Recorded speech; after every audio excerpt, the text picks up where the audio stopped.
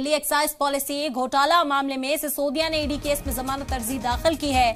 बता दें कि राउज एवेन्यू कोर्ट ने जारी किया नोटिस। सिसोदिया की जमानत अर्जी पर नोटिस जारी किया गया है। 25 मार्च को ईडी मामले में राउज एवेन्यू कोर्ट समाप्त करेगा।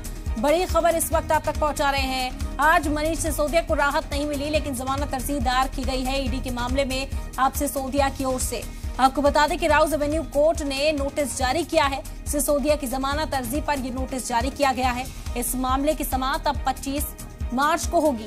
ईडी के मामले में राउज एवेन्यू कोर्ट इस मामले में समाअत करेगा। मनीष सिसोदिया को राहत की उम्मीद है, लेकिन अब तक कोई राहत नहीं मिली है। आपको बता दें कि आज भी जमानत अर्जी पर राहत नहीं मिली मनीष सिसोदिया को। एक बार फिर से राउज एवेन्यू कोर्ट ने नोटिस जारी किया। बड़ी खबर इस वक्त की आप तक पहुंचा रहे हैं। दिल्ली एक्साइज पॉलिसी घोटाला मामले में इस वक्त मनीष सिसोदिया ईडी कस्टडी में थे। आज भी उन्होंने राहत की गुहार लगाई थी, लेकिन राहत नहीं मिली सिसोदिया को। इसके बाद एक बार फिर से अब जमानत अर्जी दाखिल की गई है मनीष सिसोदिया की ओर से।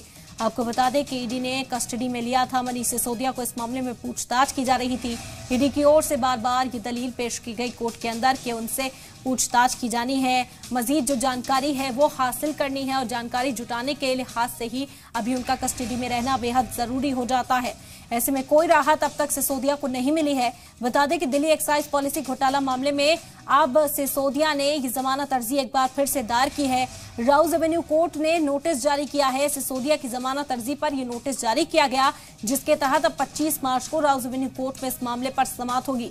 आपको बता दें कि काफी उम्मीदें इस वक्त मनीष सिसोदिया को हैं, और 25 मार्च को ये तय हो जाएगा कि सिसोदिया को अभी और कस्टडी में रहना होगा या फिर उन्हें राहत मिलती है।